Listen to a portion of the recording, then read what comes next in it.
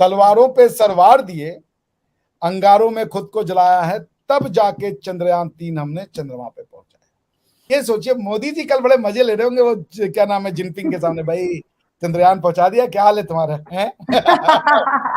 देखो, लीडर के साथ एक वो फीलिंग तो होगी ना कि हमने इतनी उसमें एल्गोरिदम लगा दिया कि लैंड तो ये करेगा सॉफ्टली, उसके बाद ये भले रोवर बाहर आए ना आए, ये तो मैं आपको गारंटी दे रहा हूँ भाई, कॉन्फिडेंस ऑफ द मैन देखिए। सोचिए चंद्रमा पे जाके लैंड करवा देना यहां से बैठ के, ये मजाक नहीं है, ये इतना इजी नहीं है बहुत जितना बड़ी साउंड। बात है। भारत का मतलब होता है ओपन माइंडेडनेस, समझी ना, सबके लिए आस्था। भारत का मतलब क्या? भारत का मतलब होता है अयम बंधुरयम नेति गणना लघु चेतसाम उदार चरिता नाम तो वसुधैव कुटुंबकम। वो पारसी जो हमको अपने मंदिर में नहीं जाने देते, वो पारसी जो कहते तुम अगर नॉन पारसी से शादी कर लो तो हम तुमको पारसी नहीं मानेंगे, उनके बच्चों को नहीं हम एक्सेप्ट करेंगे, उनको भारत गवर्नमेंट क्या दे रही है, तुम हमारे देश में, हम कोई गलत बोलते हो लेकिन पैसा लो और बच्चे पैदा करो। क्या बात। तो आप फोटो खींचते हो, वो आप कॉस्ट कर सकते हो, फिर आप अपनी टेक्नोलॉजी लोगों को बताते हो, उसको there thousands of way to earn money. Hello friends, अस्सलाम वालेकुम, नमस्ते, सत श्री अकाल, और आप देख रहे हैं मेरा खास show debate with Shylla. Bharat के सॉफ्ट लैंडिंग की खबर आग की तरह पूरी दुनिया में फैल गई है। India made history, ISRO made history, हर तरफ से यही नारे लगाए जा रहे हैं। पूरी दुनिया से भारत को जो है संदेश भेजे जा रहे हैं, कंग्रेचुलेशन के मैसेजेस भेजे जा रहे हैं। ट्विटर हो, इंस्टाग्राम हो, गूगल हो, जितनी भी दुनिया में एम्बेसी जिसकी इंडिया के साथ अच्छे रिलेशनशिप है, सब ने इंडिया को लेके बहुत जबरदस्त पैगाम भेजे, ट्वीट किए। आज हम बात करेंगे भारत की इस हिस्ट्री के ऊपर। भारत ने जो किया दुनिया में कोई ना कर सका। पूरी दुनिया में साउथ पोल पे पहला मुल्क जो लैंड किया है वो भारत है। हमारे साथ शो पर मौजूद है doctor Abhishek Mishra. Thank you so much doctor साहब हमें ज्वाइन करने के लिए। थैंक यू शाला जी, सबसे पहले तो आपको और हम सबको बहुत बहुत बधाइयाँ। एक मानवता ने अपने एक और बहुत लंबी लीप ली है दुनिया को समझने में, ज्ञान के अर्जन के लिए, और जो प्रकृति में, यानी कि प्रकृति को हिंदी में उर्दू में क्या कहते हैं मुझे नहीं पता, जो प्रकृति में छिपे रहस्य हैं इनको जानने की।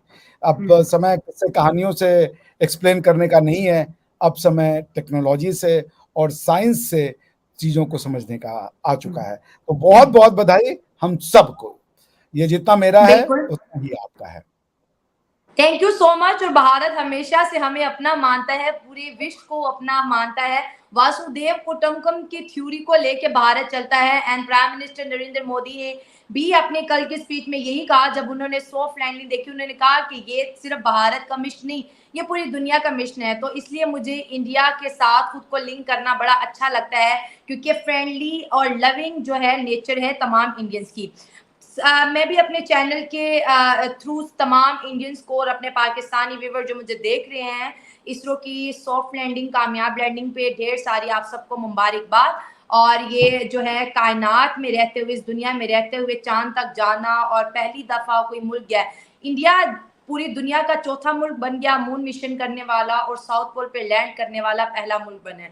2023 की अगर डॉक्टर साहब बात करें तो इस साल इंडिया ने ऐसे बहुत से जो हैं बड़े बड़े कारनामे किए हैं, अपने नाम किए हैं। वो विजिट हो, स्टेट विजिट हो अमेरिका का, या फिर मिस्र का विजिट हो, यूएई का विजिट हो, इसरो हो। तो ये साल एज ए इंडियन आपके लिए कितना स्पेशल रहा?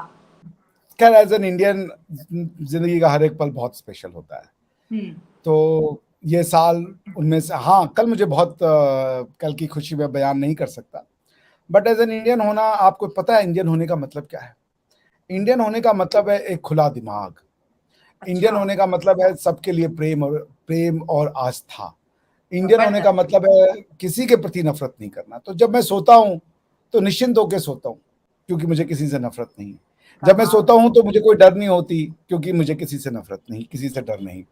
सो ये हमारे पुरखों ने हजारों साल में बनाया कि भाई तुम्हें कैसे रहना है अपने दिमाग के प्रति, ठीक है ना। So it's a privilege to live like an Indian. Being an Indian means, आप कहते थे पाकिस्तान का मतलब क्या, ला इलाहा। भारत का मतलब क्या?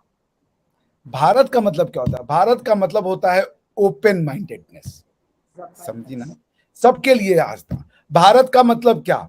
भारत का मतलब होता है अयम बंधुरयम नेति गणना लघु चेतसाम उदार चरिता नाम तु वसुधैव कुटुंबकम। भारत का मतलब सारा दुनिया तुम्हारा परिवार है, पड़ोसी नहीं, बहुत खूब, बहुत खूब। परिवार है। तो यदि शैला जी मेरा परिवार है, यदि सऊदी अरेबिया मेरा परिवार है, यदि अमेरिका मेरा परिवार है, तो अपने परिवार से तो कोई छिपता नहीं या कोई नाराज नहीं होता या कोई चिढ़ता नहीं।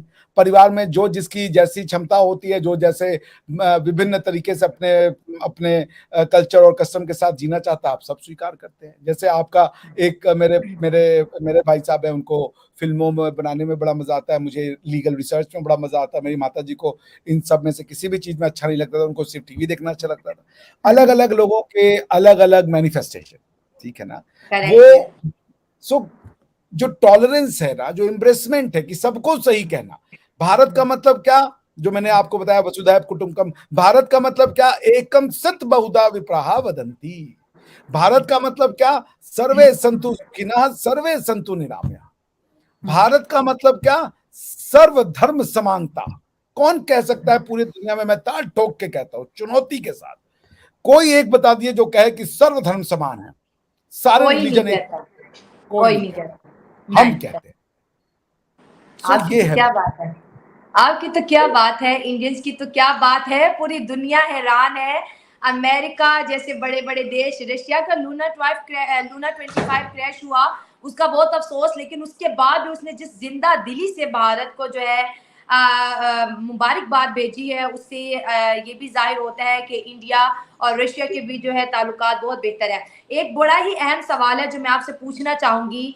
भारत का जो ये चंद्रयान मिशन था, मून तक तो ठीक था, सबको समझ आ गई, लेकिन इसके बेसिक पर्पस क्या है, और अब लैंडिंग के बाद जो है इसरो इस मिशन को कहां तक लेके जाएगा, और चांद के ऊपर ऐसी कौन सी सर्च है जो कि पूरी दुनिया के काम आएगी। जैसे प्राइम मिनिस्टर नरेंद्र मोदी ने कहा कि ये मिशन पूरी दुनिया का है, तो दुनिया को इससे क्या फायदा होगा। भारत ने तो अपनी टेक्नोलॉजी का लोहा मनवा दिया पूरी दुनिया को कि हमारी टेक्नोलॉजी रशिया से भी ज्यादा स्ट्रॉन्ग है, शार्प है, अमेरिका से भी है, चीन से भी। अब आगे इसके एडवांटेज क्या होने वाले, ये बताएं जरा। तो मैं आपको ये बता रहा था कि चंद्रयान के जो चंद्रयान तीन के तीन मतलब पार्ट थे। प्रोपल्शन था, लैंडर था, फिर रोवर था। उसको एक पार्ट था कि जब प्रोपल्शन से एक सैटेलाइट गया, ऐसे समझिए, पहले रॉकेट से सैटेलाइट गया, वो सैटेलाइट से रॉकेट अलग हो गया, उसके बाद चंद्रमा की कक्षा यानी ऑर्बिट में जाकर के सैटेलाइट जो है वो प्रोपल्शन जो है वो अलग हो गया लैंडर से। लैंडर को चंद्रमा पे उतरना था, और जो ये प्रोपल्शन है अब वो सैटेलाइट के रूप में चंद्रमा के चारों ओर चक्कर लगाता रहेगा और उसका फोटो खींचेगा। लैंडर जो अब उतर गया, अब उसमें से प्रज्ञान भी बाहर आ गया। प्रज्ञान यानी रोवर, प्रज्ञान जाएगा और 500 मीटर, आधा किलोमीटर तक चंद्रमा के भूतल पे जाकर के वो चंद्रमा के उसको खुरुच खुरुच के उसमें से मैग्नीशियम, उसमें से सॉरी जो भी मिनरल्स है वो निकालेगा और एनालाइज करेगा कि ये मिनरल्स क्या है, क्या इनमें वाटर के ड्रॉपलेट्स हैं, क्या इनमें कुछ ऐसी पॉसिबिलिटी हो सकती है कि उसको पानी बनाया जा सकता है। Because if we could succeed this, देखिए इसके बहुत दूरगामी परिणाम होंगे। अगर हमने मिनरल हाँ, खोज ली तो कल को हम लोगों को वहां ले जाके बसा सकते हैं, और अगर मान लीजिए सिर्फ बचा ही नहीं सकते, वहां से मिनरल यहां ले जा सकते हैं, या अगर धरती पे मान लीजिए हमारी वहां से लैंडिंग सीख ली है, वहां पे पीने का पानी मिल गया, तो कुछ और जरूरी सामान हम धरती से ले जाके वहां पहुंचा सकते हैं, इंसानों की कॉलोनी वहां बना सकते हैं, 50 चीजें की जा सकती हैं। संभावनाएं असीमित हैं, पॉसिबिलिटीज आर इनफाइनाइट। तो पॉइंट आपको मैं क्या कहना चाह रहा हूं शाला जी, कि ये जो मिशन गया है इसका जो ओरिजिनल जो है, चूंकि ये जो लूनर डे होता है वो 14 अर्थ के दिन के बराबर होता है, तो वो एनालाइज करेगा, मिनरल्स को ट्रेस करेगा, उसके बाद जो रिजल्ट आएगा वो सिर्फ भारत के लिए तो काम नहीं आएगा, ह्यूमैनिटी के लिए काम आएगा। तो it's a very important feet. Technology का ये प्रदर्शन इंडिया ने कर दिया कल, कि उनको कॉन्फिडेंस था। मैं भाई क्रेडिट दूंगा एस सोमनाथ साहब को, जो इसरो के चेयरमैन है, श्री सोमनाथ जी। उन्होंने कह दिया था कि हमने इतनी उसमें एल्गोरिदम लगा दी है कि लैंड तो ये करेगा सॉफ्टली, उसके बाद ये भले रोवर बाहर आए ना आए, ये तो मैं आपको गारंटी दे रहा हूँ भाई। कॉन्फिडेंस ऑफ द मैन देखिए, सोचिए चंद्रमा पे जाके लैंड करवा देना यहां से बैठ के, ये मजाक नहीं है, ये इतना इजी नहीं है बहुत जितना बड़ी साउंड। बात है। इट्स अ भाई, आप सोचिए, Russia fail, Japan fail, America fail, कोई नहीं गया, चाइना फेल। अच्छा ये सोचिए, मोदी जी कल बड़े मजे ले रहे होंगे वो क्या नाम है जिनपिंग के सामने, भाई चंद्रयान पहुंचा दिया, क्या हाल है तुम्हारा है? देखो लीडर के साथ एक वो फीलिंग तो होगी ना, आपका हाँ, आपका सारे चंद्रमा छाती पे कंपटीटर थोड़ी है। है, ये तो होगा। एग्जैक्टली ये अभी आपके भाई कोई भी होता, पाकिस्तान कुछ अच्छा करे तो वहां का लीडर, उसका तो भाव मिल जाएगा, और भाई क्या हाल चाल है। नहीं तो नहीं, आप देखें हमें आज तो मोदी, सांप सूंघ गया, चाइना का तो पता ही नहीं, हमें सांप सूंघ गया, हमारी कहीं से आवाज नहीं आ रही। बताइए इसमें किस बात की दुख है, इसको तो इंसानियत पता क्या सेलिब्रेट। हो। मैं आपको बताऊं, मैं कल शैला जी, मैं कल देख रहा था स्काई न्यूज, अमेरिका के कई न्यूज चैनल सब कुछ ही बता रहे थे। हाँ, सब बता रहे थे कि भाई it's a big thing, it's a big thing, it's a big thing, and Americans in Indians have done it, Indians have done it, Indians have done it. वो सब हो रहे थे, और कौन किया? ये हम जैसे छोटे काले भूरे पीले कोई गोरे लोग नहीं, सपेरों का उन्होंने। देश कहते थे, थर्ड वर्ल्ड हाँ, country, India is a third world country. हाँ, तो उन्होंने किया ये। तो देखिए ये एक मैं ये बार बार कहता हूँ शाला जी कि देखिए इसको ना इतना ये करने के लिए, वो मैं आपको एक फिल्म का गाना देखा था मैंने, केसरी फिल्म का, कि तलवारों पे सर वार दिए, अंगारों में खुद को जलाया है, तब जाके सर पे हमने केसरी सजाया है। लेकिन केसरी मतलब भगवा रंग, ऑरेंज कलर को। लेकिन ये गाना यूं होना चाहिए, तलवारों पे सर वार दिए, अंगारों में खुद को जलाया है, तब जाके चंद्रयान 3 हमने चंद्रमा पे पहुंचाया। क्या क्योंकि अगर बात हम नहीं रहते, अगर हम भी बदल जाते, जैसे है। अफगानिस्तान बदल गया, जैसे पाकिस्तान बदल गया, आज हम यहाँ नहीं पहुंचते, सही नहीं बात, पहुंचते हम यहाँ। सही कह रहे हैं। तो जो जिन लोगों ने अपनी सभ्यता, अपनी संस्कृति में भरोसा रखा, जीवन दिया, लड़े, ग्रेवयार्ड ऑफ एम्पायर्स अफगानिस्तान नहीं है, क्योंकि अफगानिस्तान तो बदल गया। ग्रेवयार्ड्स ऑफ एम्पायर भारतीय हैं, इंडियंस। दे बस, fought and they fought like anything. उन्होंने कहा कि तुम्हारे पास हमें देने के लिए कुछ नहीं है, तुम्हारे पास हमारे को देने के लिए कुछ नहीं है, हम तुम्हारे को गलत नहीं कह रहे, तुम हमें गलत क्यों कह रहे हो। उसमें हमें कुछ सदमा पहुंचेगा, कुछ चोट हमारी नुकसान हुई, हो जाएंगे लोग, लेकिन आज वो भी वापस आ रहे हैं, उनके अंदर भी अब उनको भी समझ में आ रहा है कि ये चीजें क्या हुई हैं। सो इसकी आज चंद्रयान 2023 में पहुंचा 23 अगस्त को, ये बड़ी चीज नहीं है।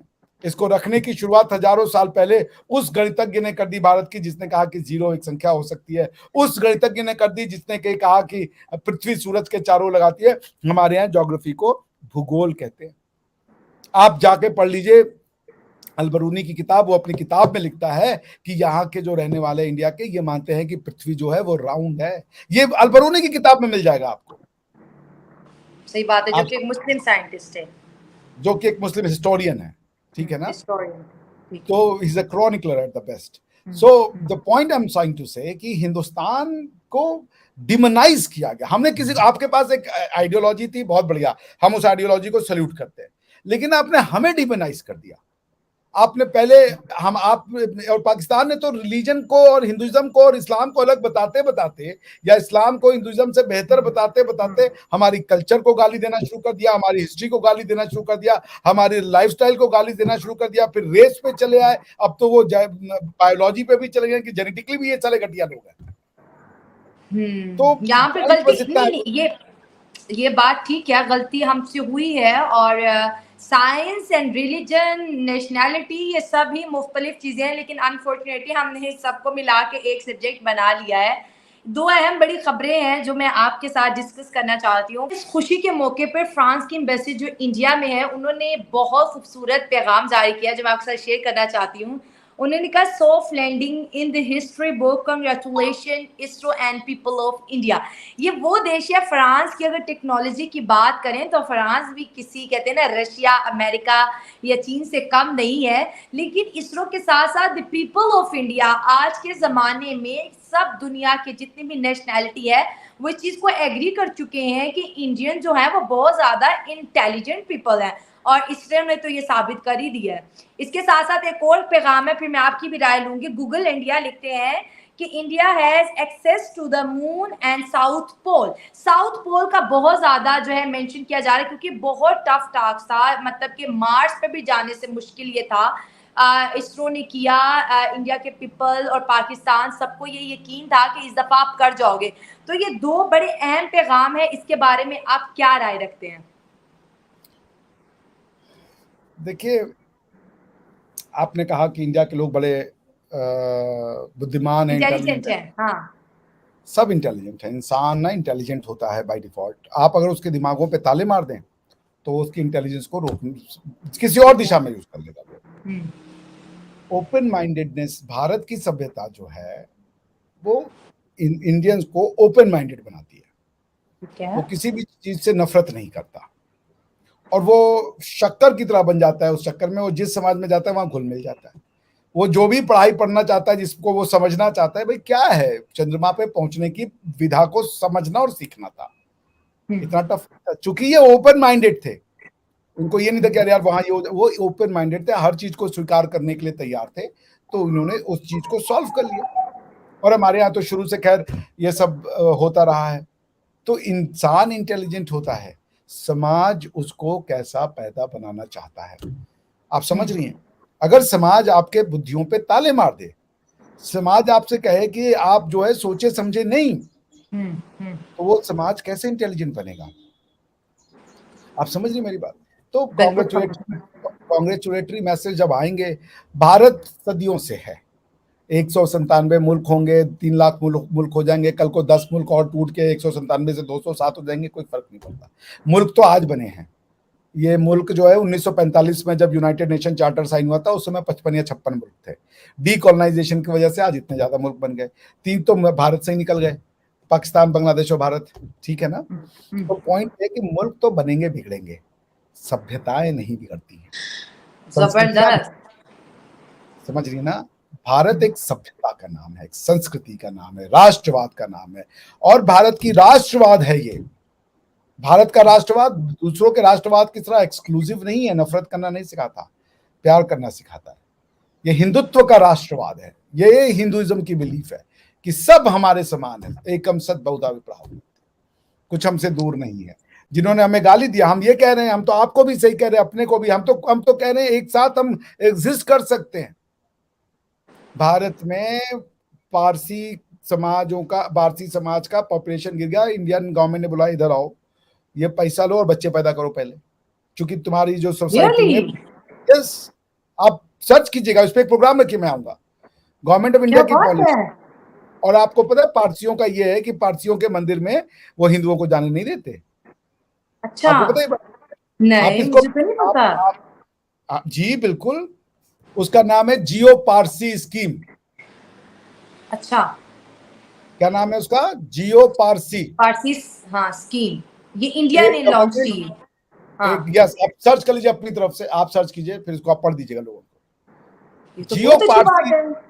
और आपको पता है पारसी हिंदुओं को अपने मंदिर में आने नहीं देते, कहते तुम लोग गंदे हो, चलो बाहर। अच्छा। देखिए पॉइंट है कि रिलीजियस बिलीफ कुछ भी हो, उससे फर्क नहीं पड़ता, लेकिन जो हाँ, पारसी है वो अपने आप को हिंदुस्तानी मानते हैं। टाटा, रतन टाटा हिंदुस्तानी है। बिल्कुल हिंदुस्तानी है वो। तो पॉइंट ये है कि भारत अगर रिलीजन से नफरत करता, तो वो पारसी जो हमको अपने मंदिर में नहीं जाने देते, वो पारसी जो कहते तुम अगर नॉन पारसी से शादी कर लो तो हम तुमको पारसी नहीं मानेंगे, उनके बच्चों को नहीं हम एक्सेप्ट करेंगे, उनको भारत गवर्नमेंट क्या दे रही है? तुम हमारे देश में हम कोई गलत बोलते हो, लेकिन पैसा लो और बच्चे पैदा करो। क्या बात है, ये चीज तो हमें सीखनी चाहिए। हमने तो अपने हिंदुओं सिखों का बुरा हाल कर दिया, उनको कन्वर्ट करवा के मार धाड़ कर, देखिए और दूसरी मैं तरफ पढ़ इंडिया देता हूँ पैसा आपको, दे रहा है। मैं पढ़ देता हूँ। हाँ। ये scheme, the centre announce the Jiyo Parsi scheme in सितंबर 2013 to check the declining Parsi population. इसका मतलब है कि गवर्नमेंट सेंट्रल ने 2013 सितंबर में जियो पारसी स्कीम शुरू की, क्योंकि उनकी जनसंख्या घट रही थी। According to the union minority affairs ministry, the population decline from 1,14,000 in 1941 to 57,264 in 2011। A government scheme that offers cash assistance to encourage Parsi couples to have children has resulted in 214 births over the last 5 years through assisted reproductive techniques, according to officials aware of the development. Buoyed by the result, the government is considering allocating more funds for the scheme for the next financial year. The center announced the Geo Parsi scheme to check the this and this. Blah blah blah. There is no clarity to the fertility. The official said that after money for the scheme was allocated, the first birth through ART. Blah blah blah. क्या कह रही है government? पैसे लो, बच्चे पैदा करो यार। तुम कहाँ गायब होने के कगार पे हो गए हो? और वो नहीं, वो हमको कहते हैं कि हम माइनॉरिटी के अगेंस्ट में हैं। सही बात है, वो आप फिर हमको ही पढ़ता बदल लिखता दो। नहीं है। यस, हाँ। जिस प्रोपोगेंडा का शिकार भारत बहुत बुरी तरह हुआ 708 साल से, 700-800 साल से हम प्रोपोगेंडा का शिकार हो गए, कास्ट सिस्टम और अजीब अजीब सी कहानियां, और हमारे खुद के लोग इसका शिकार हो गए। खैर, इस पर फिर कभी बात करेंगे। तो मेरा पॉइंट यही है कि देखिए शैला जी, जो भारतीय होने का मतलब भी यही होता है, एक फ्री माइंडेड पर्सन, सबसे प्यार करने वाला, सब जगह फिट होने वाला, सबको सही समझने वाला, किसी को छोटा बड़ा नहीं समझने वाला, यही भारतीयता है। आप बिल्कुल ठीक कहते हैं। और जितने भी अभी 15 अगस्त था और जो मैसेजेस आए, इंडिपेंडेंस डे की विशेस आई, उसमें भी लिखा था कि लविंग एंड फ्रेंडली नेशन है ये। एंड क्योंकि कभी दुनिया में देखें ना हेट कभी भारतीयों की तरफ से फैलाया गया, ना कोई आतंकी हमला किया गया। डेट्स में दुनिया का ट्रस्ट बहुत ज्यादा भारत के ऊपर, हम भी इसको मानते हैं। अब हम चंदा मामा की बात कर लेते, प्राइम मिनिस्टर नरेंद्र मोदी कह रहे थे कि चंदा मामा दूर के, अब ये नहीं कहना चंदा मामू पोल के। तो वो जो ये जो लाइन है, हम बचपन में पढ़ा करते थे, चंदा मामा दूर के बड़े पकाए बूर के, आप खाए थाली में हमको दे प्याली में। तो ये जो हमारे यहाँ भी पॉइंट है, सेम था, थोड़ा सा चेंज था। हमारे यहाँ था चंदा मामा दूर के, पुआ पकाए दूध के, खुद खाए थाली में हमको दे समथिंग, ये हमारे यहाँ भी था। हाँ, प्याली गई टूट चंदा मामा गए रूठ। तो हमने ये पढ़ा था। लेकिन भारत ने उस खूबसूरत पॉइंट की यादें दोबारा ताजा कर दी। मैं भी अपने बचपन में, आज भी हमें वो चीजें याद आ गई। तो यकीन माने, एज अ वुमेन बीइंग मुझे इस अचीवमेंट पे बहुत ज्यादा प्राउड है, क्योंकि कोई ना कर सका। और भारत जो कि बिल्कुल हमारे साथ है, जिस भारत से हम बने हैं, हमारे इंडियंस ने किया है, मुझे बहुत ज्यादा इसका जो है खुशी है। इसके साथ साथ मैं एक जिसे बोलते हैं थोड़ा बिजनेस पॉइंट ऑफ व्यू से आखिरी सवाल आपके सामने रखूंगी। इंडियन 610 करोड़ रुपए इस प्रोजेक्ट के ऊपर इसरो ने इन्वेस्ट किए, ठीक है, ये तो सबको पता है, मून पे भी पहुंच गए।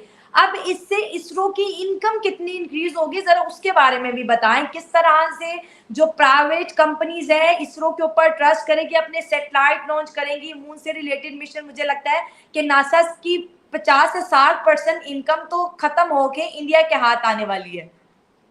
नहीं नहीं, इसमें ऐसा कोई कंपैरिजन नहीं है। तो एक इनकम है जो आप बता रही थी और अल्यूडिंग टू इज सैटेलाइट लॉन्चिंग की, कोई और देश हमको पैसे दे हम सैटेलाइट लॉन्च कर दे। दूसरा मार्केट कैप है ना। अब इसरो क्या है, इसरो तो एक साइंस एंड टेक्नोलॉजी का रिसर्च सेंटर है, लेकिन जो इक्विपमेंट्स बनते हैं उन इक्विपमेंट से तो वो जनरेट होता है ना, वो इंडियन को ही जाते हैं ना, कि भाई तुम रॉकेट का ये वाला ढांचा बनाओ, तुम प्रोपल्सन का ये वाला बनाओ, तुम गैस बूस्टर बनाओ, ये सब तो इंडिया में बन रहा है ना मैन्युफैक्चर।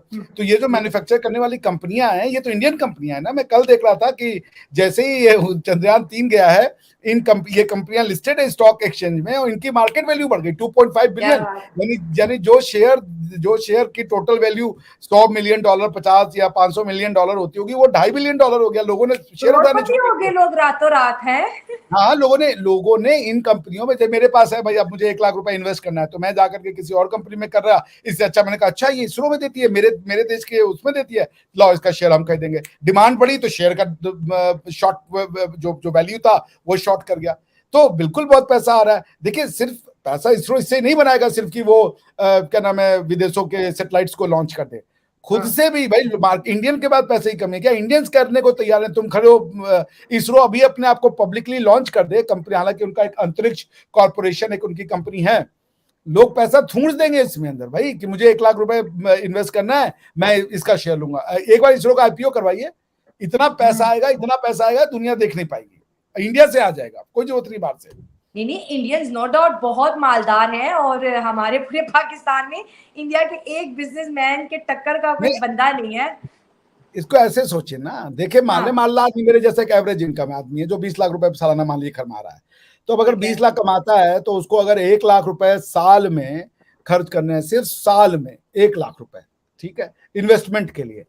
तो मेरे जैसे, अगर मैं आपको बताऊं कि average income of Indian, average income in lakhs Indian, तो एक 14.5 लाख है, 15 लाख के करीब average annual income of Indians to reach 14.5, मतलब 15 लाख रुपए, ठीक है, 15 लाख। मैं ये तो हाँ हाँ हाँ। और ये मान लें हमारे यहाँ ऐसे 40 करोड़ लोग हैं, ऐसे 40 करोड़, ठीक है। अब 40 करोड़ को आप वो लोग 1 लाख रुपए दे दे कि भाई हमको इन्वेस्ट करना है, गवर्नमेंट की स्कीम भी होती है इनकम टैक्स में, 40 करोड़ लोग 1 लाख रुपए देने को तैयार हैं इसरो को। कितना रुपए हो गया पता है आपको? 40 लाख करोड़।